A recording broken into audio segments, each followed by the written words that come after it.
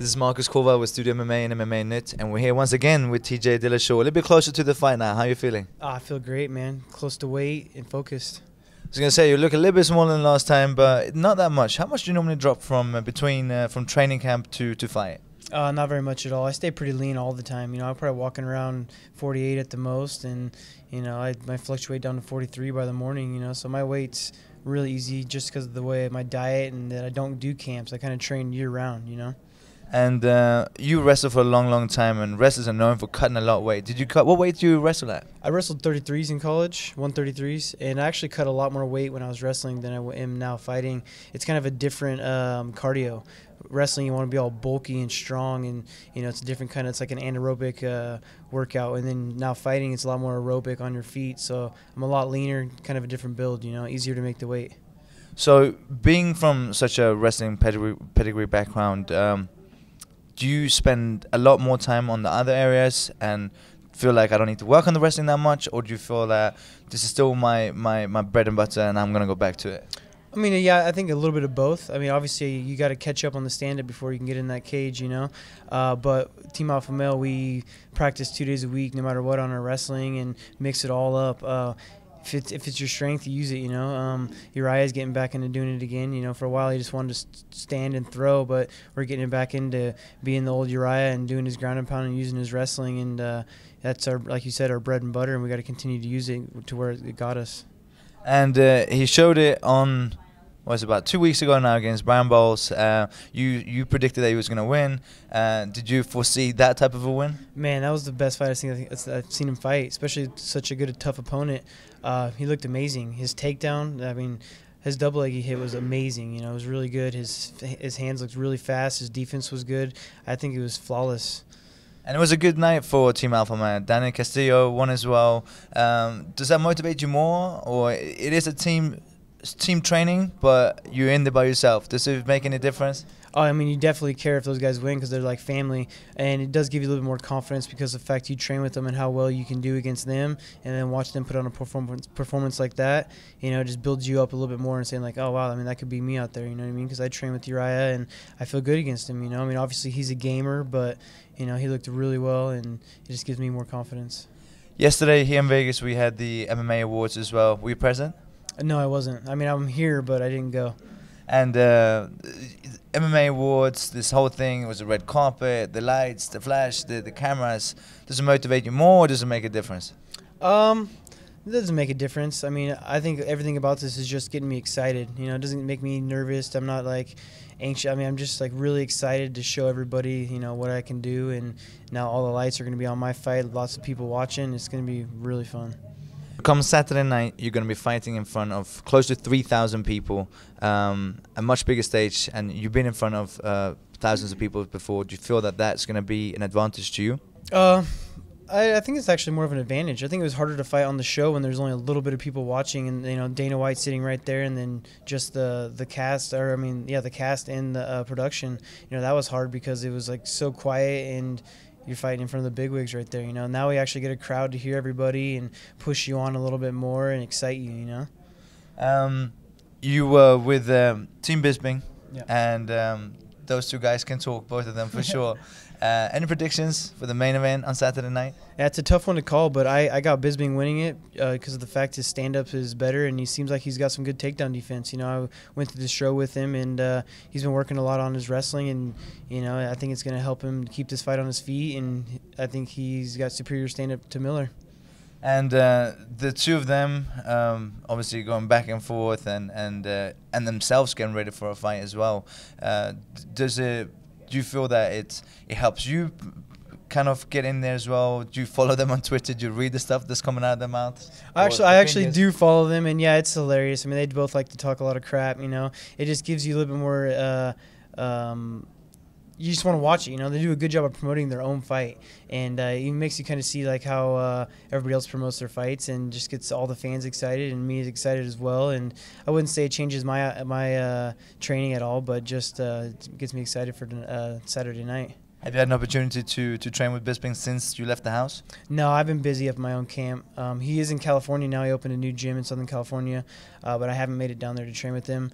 I'm sure I'll make it down there sometime soon after this fight and go check it out and say what's up to him. But yeah, I've just been too busy at my own camp training. And have you stayed in contact with Bisping or any of the other guys on your team, or even on Mayhem's team as well? How it's a team. It's Yeah. Mayhem versus Bisping, but at the same time, you guys seem like you got along. Have you stayed in contact with any of the guys? Oh, I've stayed in contact over the internet and whatnot, but Dustin Neese, he was in the house. He actually moved out and starting to train with us now at Team Alpha Male. He moved to Sacramento. I stay in touch a little bit with Bisping and the guys, and Miller, he trains with Munoz, was my wrestling coach, so I kind of know a little bit of everything that's going on. Mark Munoz was the man who got you into mixed martial arts, and obviously with Rain down in Southern California and see what he's done with the sport. When you were wrestling, did you foresee this? Was that back in the back of your mind in college wrestling that mixed martial arts, that's my next step? No, not at all. I was actually going to go to grad school and become a physician's assistant. Really? Yeah, and I just wasn't done competing. I was through wrestling. I didn't reach the goals I wanted to reach, and so I started following Munoz around, doing some jiu-jitsu just to stay active, and I caught on to that fast just because of the wrestling background. And then I met Uriah at one of Munoz's wrestling camps, and he invited me up to start training with the guys. And I figured I gave myself a year. I was like, well, I'll try out this fighting. If I see that I can make a future out of it and I catch on quick, then I'll continue to do it. If not, I'll go back to school, and I did not want to go to school. And coming into the house, you're one of the, looking at mixed martial arts, the least experienced guys, but yet you came in with a lot of hype, a lot of people talking very highly of you. Do you feel that was mainly because of your wrestling background or being part of Team Alpha Male? A little bit of both. I mean, wrestling, you've seen, has done a lot for a lot of people in the sport, but I feel like I've became a lot more well-rounded than some of those wrestlers because of where I train. And then also Uriah and Joseph and Chad putting the word out on me in all their interviews, and just, we're kind of like a family, and so it's easy to build hype when you got all those guys saying stuff about me. Do you ever get a chance to get down and train with Mark at Rain down in Southern California? A little bit. I mean, I haven't lately. I mean, again, I've been getting ready for this fight and helping all my guys at my gym get ready, because we'll always have guys fighting. That's the best part about it. But I've been down there, before the show and stuff like that. He's got a really nice gym down there, and it's nice. He's got a wide range of people down there as well. And there's a lot of cross-training between Rain and Rafael Cordero's guys from Kings, and you get kind of the best of all worlds there as well, right? You got the wrestling, you got the stand-up from Rafael Cordero, jiu-jitsu from Verdum. In Team Alpha Man, what is it that stands out? What is it that makes... Now, obviously, the team is so well-known, and you get a lot of good guys going there because they know there's a lot of good guys there. But it didn't start like that. No. So what do you feel that makes Team Alpha Male stand out? I think Uriah has attracted all these guys to come and start training with him just because of his personality. And the team unity, you don't see that very much in MMA. It's an individual sport. And having those guys that are 2 and 3 in the world right now, my weight class, teaching me things and sparring with me, that's championship rounds I get in, every day of sparring. That's why our gym gets better, is because we bring good guys in, and then we're pushing each other. Our practices aren't just having fun, drilling. We're going to war and practice, and if you're doing that in practice, fights are going to be easy. So, come Saturday night, you win Saturday night, you have a great couple of years in the UFC, and this is something that we've been seeing a lot lately. Great teams, great camps have some of the top in the world, and the closer to the top you get, the thinner it gets. Yeah. The champion in your weight is your mentor in weights, Uriah Faber. Yeah. You get a call 2 years from now from Dana White saying, Uriah is the champ, you got to fight Uriah. What happens? Man, that's tough, man. It's a tough call. Business is business. Hopefully it's going to be for some good money. And like you said, a title shot, maybe that's something we can work out. It'd be like doing a practice every day but just getting paid for it. It's a tough one. I don't ever want to have to fight him, but if I had to, I will. And yesterday at the MMA Awards, you had Greg Jackson winning the award as the coach of the year once again. Do you feel at all this is Team Greg Jackson versus Team Alpha Male?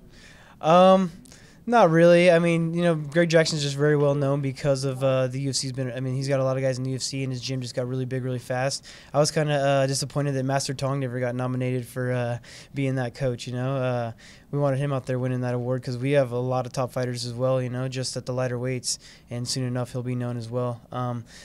Team Alpha Male versus Team Jackson, I don't think so. It's all individual. But I think Bermudez did come out and train with Team Alpha Male, but it's, you know, I think of it as I'm out there by myself. And talk to us a little bit about your opponent, John Dodson, and his career and how you see the fight go on Saturday night.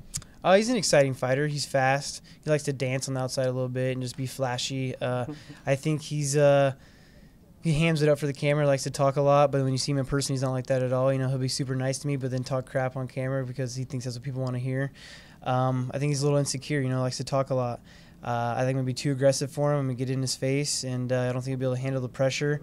And the guys he's faced on the show won't be as fast as I am, and so he took advantage of that. I remember seeing him back in February at the tryouts, and you know he's definitely a personality. You see him, he stands out. Did you foresee him reaching the finals and you facing him in the finals? I knew he's a good competitor. I didn't think he'd make it to the finals. I actually thought he'd lose to Bedford in the semis. Bedford being a little bit more well-rounded. I just think he came in with the wrong game plan. I think he still think he is the better fighter. You know, Dawson just took advantage of Bedford being so slow and trying to counterpunch him that day. There was a lot of talk back and forth, and obviously part of it is hype, part of it is great editing. Yeah. How much bad blood was in the house? Was there any fighters that you really saw these guys really don't like each other more so than others? No, I wouldn't say that anybody didn't really like each other. I mean, there definitely is a lot of hype that went into the editing. But our team, Team Bisbing, had a lot of hotheads, though. You know, we definitely like to go hard in our practices.